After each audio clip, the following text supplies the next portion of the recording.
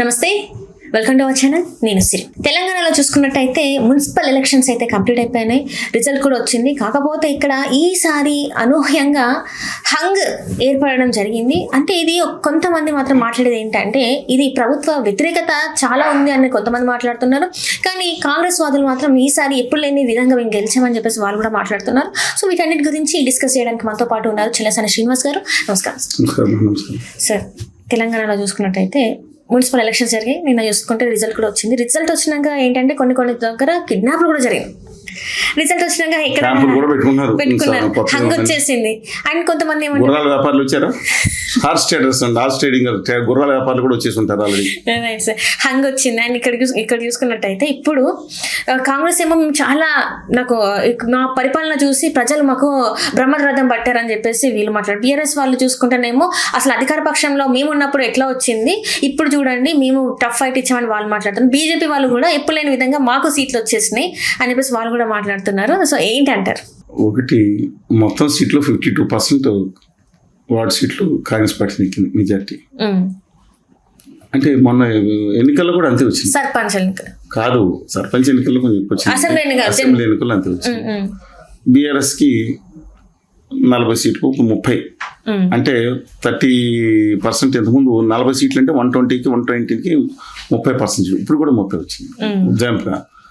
సరే, ఏదన్నా కానీ మిగతా పార్టీలు ఏదైతే ఉన్నాయో ఇండిపెండెంట్లకి 257, ఉత్తర భారతీయ జనతా పార్టీకి 261 అంత వచ్చింది. కానీ భారతీయ జనతా పార్టీ వాళ్ళు మాట్లాడుతూ మాత్రం చాలా అసలు ఎంఐఎం కంటే అద్భుతమైన ఫలితాలు, ఆల్ ఇండియా ఫార్వర్డ్ బ్లాక్ కంటే కూడా అద్భుతమైన ఫలితాలు కొన్ని వచ్చి ఉంటాయి, నేను కాదంటలేదు. ఇది 8 పార్లమెంట్ సీట్లు నెక్కారు. 8 పార్లమెంట్. ఒకటి తీసేయండి, ఎంఐఎం గారు రాసుకున్నట్టు, ఆయన తాత జాగీర్ గారు తాత కంటే తండ్రి గారు కాదు, ఏదో ఉన్నారు కదా ఆయన పేరు, సలావుద్దీన్ ఓవైసీ గారు నాన్నగారు, ఆయన రాసుకున్నట్టు ఆయన జాగీర్లో ఆయన పరిపాలిస్తున్నారు. సుల్తాన్ అబ్దుల్ వాహిద్ ఏదో పేరు. సరే, ఇప్పుడు మిగతా 8 సీట్లు 50% సీట్లు నెగ్గారు కదా, మిగతా 16 సీట్లు. మరి ఇప్పుడు ఎన్ని సీట్లు వచ్చినాయి ఇప్పుడు? 257. ఎన్ని కార్పొరేషన్, ఆ బండి సంజయ్ గారు కొంచెం దమ్ముండి మాట్లాడుతూ ఉంటాడు, కష్టపడతాడు. సరే, వ్యాఖ్యలు తప్పులు చేస్తాం. మా అమిత్ షా గారు చెప్పులు పట్టుకుంటాం. దేశపతి తెలుగు జాతి పరిషత్ని తాకట్టు పెట్టినాడు. తెలుగు బిడ్డగా నేను భావిస్తానని గౌరవిస్తాను. కాబట్టి బహిరంగ ఇంట్లో ఉండి తండ్రి అమ్మాని ఇంట్లో చూపించుకోండి, అంతే తప్ప ఒక నాయకుడిగా ఉండి, రాష్ట్ర అధ్యక్షుడిగా ఉండి, ఒక ఎంపీగా ఉండి అలా చేయటం అనేది దుర్మార్గం. సరే, కమింగ్ బ్యాక్ టు ఆయన వాచాలత్వం కూడా ఒకసారి తప్పుగా జరగవచ్చు, కానీ ఆయన నిలబెట్టుకున్నాడు.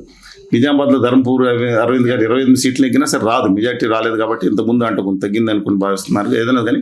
సరే, దట్స్ ఓకే. 4 మున్సిపాలిటీలు కొన్ని ఎలా ఉన్నాయి. బట్ డిస్పైట్ దట్ అది disaster performance. BJP BRS strongly fought అండి. వాళ్ళు విమర్శించినా సరే క్వశ్చన్ లేదు.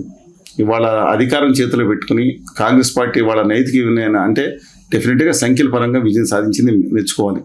అంతటి ఫ్రాగ్మెంటెడ్ సెక్షన్, మొన్న గొడవలు పడిన సెక్షన్ నుంచి ఒక ఖమ్మం జిల్లాలో మాత్రమే ఆల్ మున్సిపాలిటీస్ క్లీన్షిప్ చేసింది, ఎక్సెప్ట్ కొత్తగూడెంలో సిపిఎం వ్యతిరేకంగా పోటీ చేసింది. సిపిఎంకి ఒక్కదానికే 22 సీట్లు వచ్చింది. కాంగ్రెస్ 23, కాంగ్రెస్కి 22 వచ్చింది అనుకోండి. మిగతాది అంటే కొన్ని చోట్ల ఒక సీటు కూడా. విచిత్రం ఏంటంటే కొన్ని మున్సిపాలిటీలు ఒక్క సీటు కూడా నెగ్గర మున్సిపాలిటీలు బీజేపీ 36 ఉన్నాయి, కాంగ్రెస్ కొన్ని ఉన్నాయి 2 ఉన్నట్టున్నాయి, మిగతాది బీఆర్ఎస్ ఉన్నాయి. బీఆర్ఎస్కి ఇవాళ కూడా స్ట్రాంగ్గా గ్రామీణ ప్రాంతాల్లో ఉన్నమాట వాస్తవం. మన సర్పంచ్ ఎన్నికల్లో వాళ్ళ పనులు ప్రజలు తెలియలేదు కాబట్టి మనకి ఇంకా 3 ఏళ్ళు ఉన్నాయి, 2 సభలు ఇదేదో గవర్నమెంట్ కాదండి నిధులను వస్తాయని అనుకుంటారు. డైరెక్ట్గా అసెంబ్లీలో రిఫ్లెక్ట్ చేయవండి, అబ్సల్యూట్గా రిఫ్లెక్ట్ చేయం. మనం ఇప్పుడు ఆంధ్రప్రదేశ్లో ఉంటే అసెంబ్లీ ఎలా జరిగినాయి ఎన్నికలు 20 ఇవాళ ఏమైంది, రివర్స్ అయింది అలా. కానీ వాళ్ళ గ్రామీణ ప్రాంతాల్లో కాంగ్రెస్ పార్టీ మీద కొంత వ్యతిరేకత కనపడుతుంది అన్నమాట వాస్తవం ఇది. కానీ సీ చేంజ్ అని చెప్పలేము. డెఫినెట్గా నేను అనుకుంటా ఉన్నాను ఇది బీఆర్ఎస్లో ఇన్ఫైటింగ్ కనుక, ఎందుకంటే దమ్మున్న లీడర్ ఉన్నాడు అక్కడ, హరీష్ రావు గారు ఉన్నారు, కేసీఆర్ గారు ఇంకా యాక్టివ్గానే ఉన్నారు. సరే, పార్టీ ఆర్గనైజేషన్ చూసుకుంటున్న చేతులు పెట్టుకున్న కేటీఆర్ గారు ఉన్నారు. సరే, కుటుంబం పార్టీగా అంటే సరే, ఆర్ఎస్ ప్రమోద్ కుమార్ గారు కొంత తప్పు వ్యాఖ్యలు చేసి విభజన అయిన తర్వాత కోస్తా రాయలసీమ తెలంగాణ చేసుకుని ఉండాల్సింది. బట్ ఎనీవే ఒక అభ్యుదయ భావజాలం కలిగిన వ్యక్తి ఆరోస్ కానీ చేసుకున్న వ్యక్తిగా మనం భావించాలి.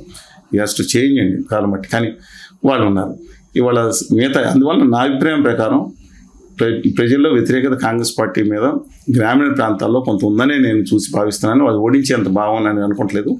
అది ఆలోచించుకోవాలి. ఎన్నికల్లో కూడా డబ్బు విచ్చలవిడిగా ఖర్చు పెడతాం. కొన్ని చోట్ల బహింసా లాంటి చోట్ల, నిజామాబాద్ లాంటి చోట్ల కేవలం మతపరంగా కొన్ని చోట్ల చీలిపోవటం కనపడిందండి. ఇప్పుడు ఇప్పుడు అమ్మనగల్లో కొన్ని పంచాయతీలు చూస్తుంటే మున్సిపాలిటీ చూస్తే వేరే విధంగా కనపడింది. అలాగే మహబూబ్నగర్లో కొన్ని చోట్ల నిలబెట్టుకోవడం జరిగింది. అది వేరు, ఇవన్నీ వేరు. అందువలన కానీ నల్గొండలో మాత్రం కాంగ్రెస్ పార్టీ డిస్పైట్ ఇన్ఫైటింగ్ అండి. ఇప్పుడు మిర్యాలగూడలో భాస్కర్రావు గారు అటు వెళ్ళినా గట్టిగా దెబ్బలాడినా సరే, తర్వాత సూర్యాపేటలో అయితే జగదీష్ రెడ్డి గారు సిట్టింగ్ ఎమ్మెల్యేస్ ఉన్నారు. సిట్టింగ్ ఎమ్మెల్యేస్ ఉంది కాబట్టి సిట్టింగ్ ఎమ్మెల్యేస్ చాలా దగ్గర ఓడిపోయారు. వాళ్ళ పార్టీలో ఓడిపోయిన సందర్భం. ఇప్పుడు ఆదిలాబాద్ జిల్లా నుంచి బీజేపీ అభ్యర్థి నెగ్గారు. సిర్పూర్ కాగజ్నగర్లో మూడు సీట్లు వచ్చినట్టున్నాయి. అలాగే కామారెడ్డిలో మంచివాడు, వ్యక్తిగతంగా నాకు అనవసరం. ఆ పార్టీ ఎలాంటిది, ఆంధ్రప్రదేశ్కి తెలంగాణకి నమ్మకద్రోహం చేసిన పార్టీ ఆదా గారి ఉత్తర భారతీయ జనతా పార్టీ అయినా సరే, రమణారెడ్డి గారు నిజాయితీగా మాట్లాడాడు. వెంకటరమణ నాకు ఇర్రెస్పెక్ట్ ఆఫ్ పార్టీ అండి. నేను ఆ ఎలక్షన్ ఇప్పుడు వెళ్ళాను. ఆ party maybe right man in wrong party ఉండొచ్చు, కానీ మీరు ఎవరు కావాలంటే నిజాయితీలో 4 కోటి మాట్లాడిన వ్యక్తి వెంకటరమణారెడ్డి గారు. మెరిట్ మేబీ ఇద్దరు సీఎంలని ఓడించారు.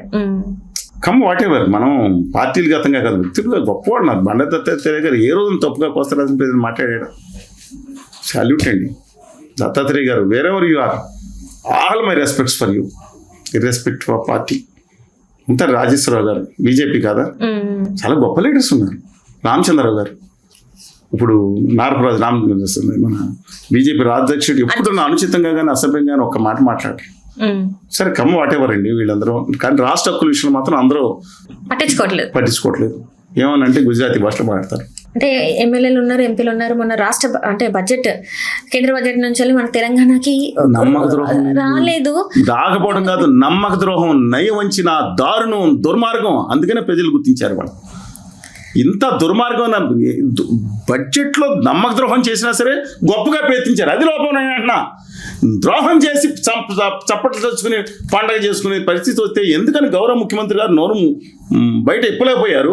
గౌరవ ప్రతిపక్ష నాయకుడు ఎందుకు మాట్లాడలేదు? ఏళ్ళు తిట్టుకుంటారు పొద్దున్న లేసి సాయంత్రం.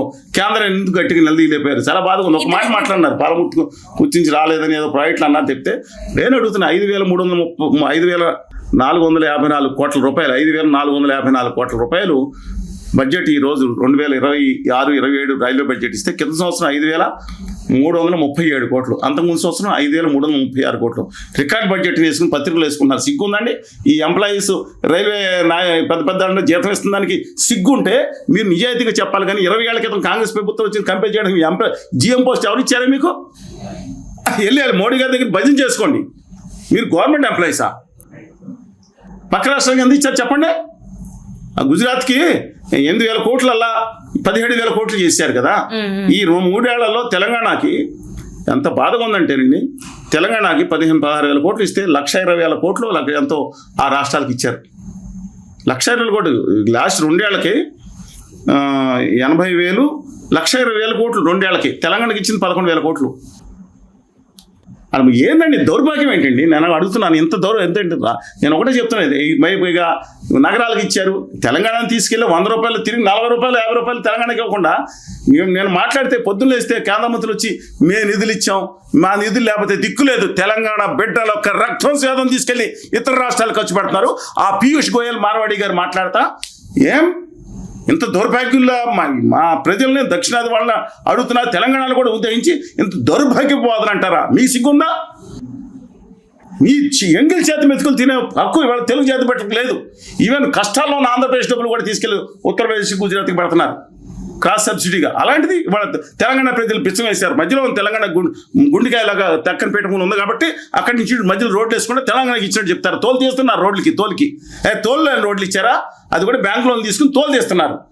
ఇవాళ ఏంటండి తెలంగాణకు ఒక నేషనల్ ప్రాజెక్ట్ ఇవ్వలేదు. దేనికని సపోర్ట్ చేయాలని ఆంధ్ర తెలంగాణ మంది గొడవ పెట్టి అది జీవో ఇచ్చి పై రాష్ట్రాలకు మాత్రం అనుకూలంగా కేంద్ర ప్రభుత్వం దుర్మార్గం నమ్మక ద్రోహం చేసింది తెలంగాణకి. ఒక్కొక్కటి చెప్తాను. Kazipet coach factory scale down చేసేసింది. నేషనల్ ప్రాజెక్ట్ ఇవ్వలేదు. బడ్జెట్ వెనక బడ్జెట్. ఇవాళ తెలంగాణ ఆంధ్రప్రదేశ్కి గత బడ్జెట్లో 49,000 కోట్లు తగ్గించి ఇచ్చినా సరే ఇచ్చారు. పక్క రాష్ట్రానికి 60,000 కోట్లు, ఇంకా 1,00,000 కోట్లు ఇచ్చారు. తెలంగాణకి 23,000 29,000 కోట్లు కేంద్ర బడ్జెట్ సపోర్ట్. అబ్సల్యూట్గా చెప్తున్నానండి, అన్యాయం జరుగుతుంది. ఆంధ్రప్రదేశ్కి అయితే హోదా విభజన హామీలు నమ్మద్రోహం చేశారు. తెలంగాణకి నయవంచన 12లో బడ్జెట్ జరిగింది. మై హంబుల్ రిక్వెస్ట్ వెంకటరామనాయుడు గారు కానీ, లేకపోతే కిషన్ రెడ్డి మహేష్ రెడ్డి గారు కానీ, ఎవరైనా నెగ్గినాలు చాలా ఉన్నారు కాబట్టి, ఎన్ శ్రీనివాసరెడ్డి గారు చాలామంది ఉన్నారు కదండి. దయచేసి రాష్ట్ర హక్కుల కోసం మాట్లాడండి. ఆ గుజరాతీ పాటలు పాడేవాళ్ళని, ఆదానీ గారికి భజన చేస్తా, ఆదానీ గొప్ప సుప్రీం కమాండర్ ఆఫ్ ఇండియా ఆయన అనుకునే పొలిటికల్ అనుకునే వాళ్ళని పక్కన పెట్టి కనీసం తెలుగు బిడ్డల కింద గౌరవాన్ని ఇన్ముడి చేయాలని మై హంబుల్ రిక్వెస్ట్ అండి.